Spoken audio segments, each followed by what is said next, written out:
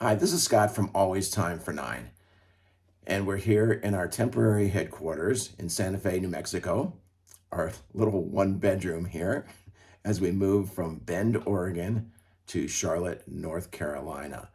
This is season 2, episode 2 in our travel series, Golfing the Fairways Less Traveled. We did this trip last year, and it was in New England, plus Delaware, Pennsylvania, and New York. And it was titled 9Holers, 9 days, 9 states, 9 courses, 900 miles. And on the 10th day, it was time for rest and recovery for this group of very old men. The Always Time for Nine A team was up for the challenge. This trip was scheduled for 2020, but as we all now known, as you see our dog getting up in the background, we had to change it because of COVID-19. So DC Dave, Woody, and the Armchair Piper and I were ready for this grueling schedule. You may think us crazy, but we continue our hunt for 9-hole gems in small towns around the country. It's sometimes a winding road getting to many of the small New England towns, but most of the time the journey is worth it. And we found a number of gems on this trip.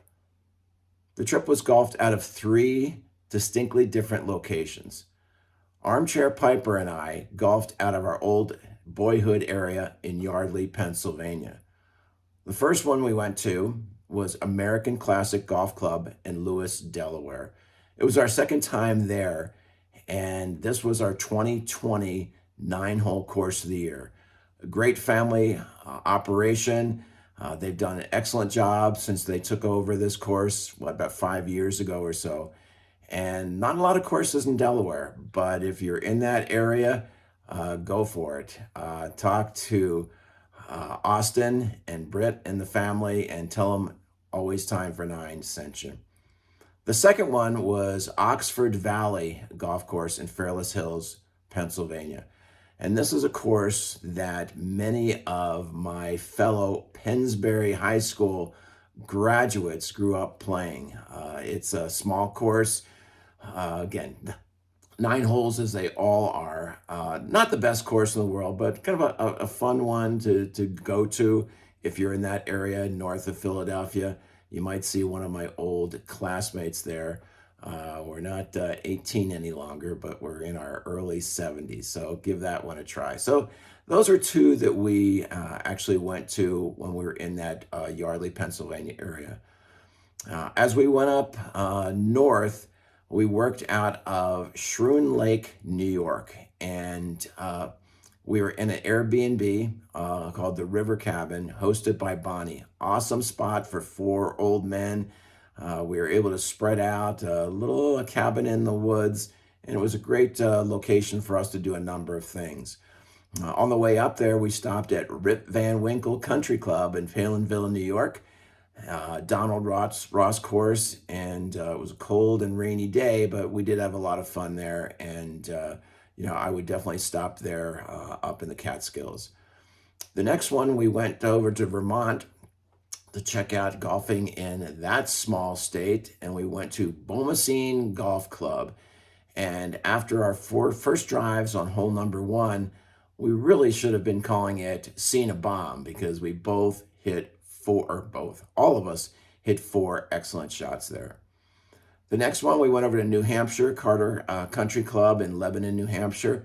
Another Donald Ross course that was another fun one to play as we got over there. And the last one from this location was Hooper Golf Course in Walpole, New Hampshire, our 2021 golf course of the year. I hadn't been out there probably about, 8 or 9 years. But awesome course. It's owned by a number of people. They treated us very well. And this is a great course to go to. It's always highly ranked, top 25 in the United States. And just, fun course to play. So that's where we played out of Schroon, New York. Then we went to the Mystic, Connecticut area. And we played a couple courses. We played in Massachusetts, Connecticut, and Rhode Island.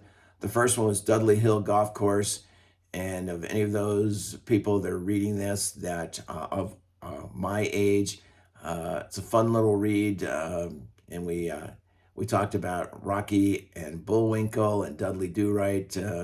But again, a nice course there in Dudley, Massachusetts. And the next two, Fenwick Golf Course in Old Saybrook, Connecticut, and Jamestown Golf Course in Jamestown, Rhode Island. Very old courses back from the late 1800s, and fun plays there. The Captain's House was great in Mystic. It's hosted by Gerard. He was awesome. And the house was right down from Main Street in Mystic. So those were a lot of fun courses we played, a lot of driving, like I said, 900 miles. Other things we did on this trip, as you know, when we do these travel courses, we're not the type of group that plays 36 a day.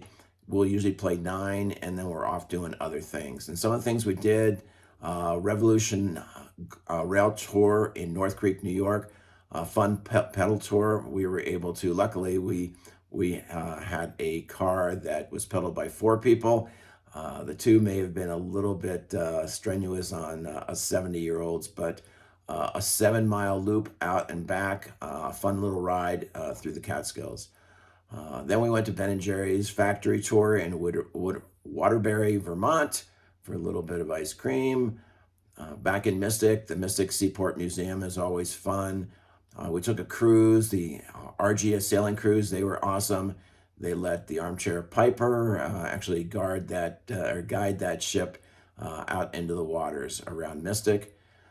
When we did Dudley Hill Golf Course, we also went over about an hour from there. We went to the Basketball Hall of Fame in Springfield, Massachusetts, and got to shoot around a little bit without hurting ourselves. And then coming back to the Atlantic coast, Rehoboth Beach in Delaware, after we played the American Classic Golf Course. Again, a great area for us, as 3 of us grew up on the Jersey Shore. A lot of beach beer.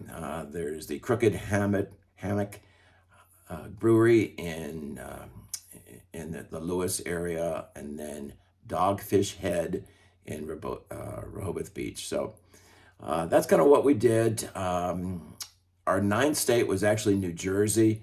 Even though we didn't play there, we spent a few hours in traffic on the Jersey Turnpike. And but the 2 houses that we stayed in were both awesome and can be found on Airbnb. So great tour through New England. It was a fun one. And remember, as you're out driving around, you're on vacations, remember, there's always time for 9.